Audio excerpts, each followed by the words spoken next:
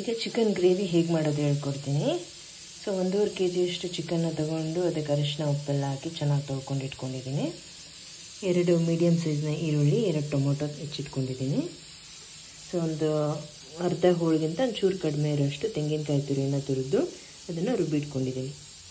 Next ಶುಂಠಿ ಬೆಳ್ಳುಳ್ಳಿ paste ಒಂದು 3 to 4 ಸ್ಪೂನು, ಉಪ್ಪು ರುಚಿಗೆ ತಕ್ಕಷ್ಟು, ಗರಂ ಮಸಾಲ ಪೌಡರು 1 ಸ್ಪೂನಷ್ಟು, ಅರಿಶಿನ ಪುಡಿ, ಅದಾದಮೇಲೆ ಖಾರದ ಪುಡಿ ನಿಮಗೆ ಎಷ್ಟು ಖಾರ ಬೇಕೋ ಅದನ್ನು ನೋಡ್ಕೊಂಡು ಹಾಕ್ಕೊಳ್ಳಿ, ಧನಿಯಾ ಪೌಡರ್. ಇದಿಷ್ಟು ಹಾಕಿ ಹೇಗೆ ಮಾಡೋದು ಅಂತ ಹೇಳ್ಕೊಡ್ತೀನಿ ಚಿಕನ್ ಗ್ರೇವಿನ.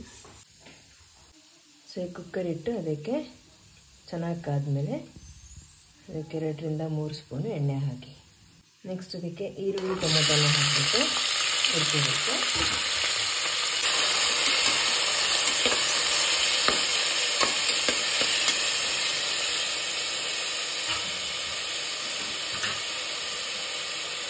ನೆಕ್ಸ್ಟ್ ಇದಕ್ಕೆ ಅರಿಶಿನ ಪುಡಿ ಹಾಕಿ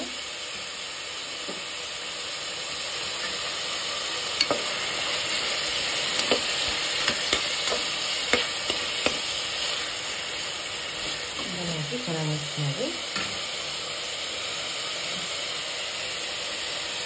ಚಿಕನ್ ಹಾಕಬೇಕು. 1.5 kg ಚಿಕನ್ ತೊಳೆದುಕೊಂಡಿದ್ದು ಚಿಕನ್ ಹಾಕಿ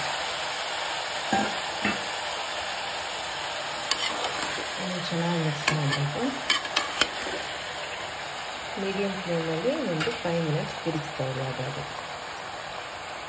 ಈ ಥರ ಮಿಕ್ಸ್ ಮಾಡಿ ಒಂದು 2-3 minutes ಬಿಟ್ಟರೆ ಅದು ಚೆನ್ನಾಗಿ ನೀರಿರೋದ್ರಿಂದ ನೀರಿನ ಅಂಶ ಎಲ್ಲ ಹಿಂಗುತ್ತೆ. ಆ ಥರ ಮಾಡ್ಕೊಳ್ಬೇಕು. ಅದಾದಮೇಲೆ ಮಸಾಲೆ ಆ್ಯಡ್ ಮಾಡಿದರೆ ಟೇಸ್ಟ್ ಬರುತ್ತೆ, ಇಲ್ಲಾಂದರೆ ಚೆನ್ನಾಗಿರೋದಿಲ್ಲ. ಎಷ್ಟೋ ನೀರು ಬಿಟ್ಟಿವೆ ಅಂತ ಇದನ್ನು ಆಗಾಗ ಸ್ವಲ್ಪ ತಿರುಗಿಸ್ತಾರೆ.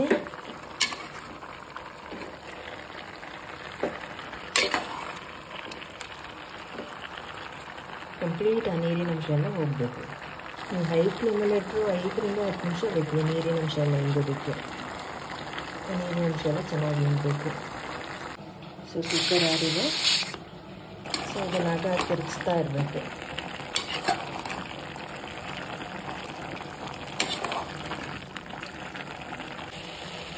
ಸೊ ನೀರು ಹಿಂಗಿದೆ. ಈಗ ಇದಕ್ಕೆ ಉಪ್ಪು ಹಾಕೋಣ.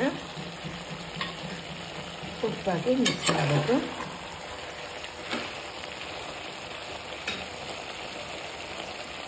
ನೆಕ್ಸ್ಟ್ ಶುಂಠಿ ಬೆಳ್ಳುಳ್ಳಿ ಪೇಸ್ಟ್ ಹಾಕಿ ಮಿಕ್ಸ್ ಮಾಡಿ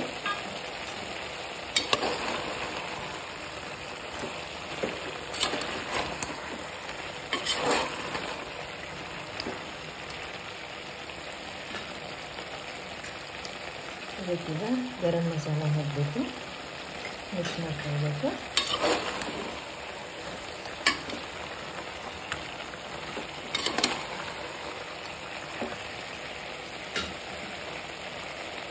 ನೆಕ್ಸ್ಟ್ ಖಾರದ ಪುಡಿ, ಧನಿಯಾ ಪೌಡರ್ ಹಾಕಿ ಮಿಕ್ಸ್ ಮಾಡಿ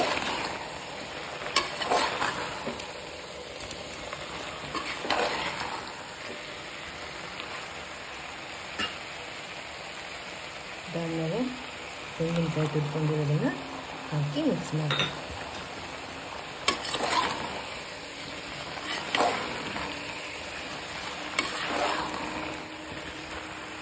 ಒಂದು ಅರ್ಧ ಗ್ಲಾಸಷ್ಟು ನೀರು ಹಾಕಿ ಮಿಕ್ಸ್ ಮಾಡಿದ್ದೀನಿ.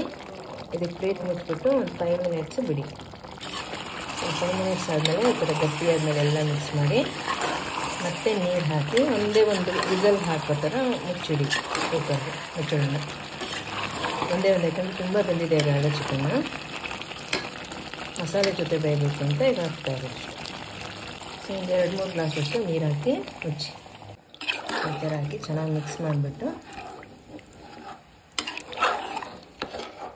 1 ಅಥವಾ 2 ವಿಷಲ್ ಹಾಕಿ ವಿಸಲ್ ಬರೋ ಥರ ನೋಡ್ಕೋಬೇಕು.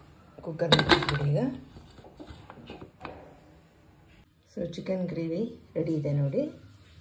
ಸ್ವಲ್ಪ ತೆಳುಬೇಕು ಅಂತ ಸಾಂಬಾರು ಥರ ಮಾಡಿದ್ದೀನಿ. So chicken biryani with chicken gravy ತುಂಬ ಚೆನ್ನಾಗಿರುತ್ತೆ. ನೀವು ಮನೇಲಿ ಮಾಡ್ಕೊತೀನಿ. Sunday special. ಸೊ ಬೇಗ ಬೇಗ ಈ ಥರ ಮಾಡ್ಕೊಂಡು ತಿನ್ನಿ.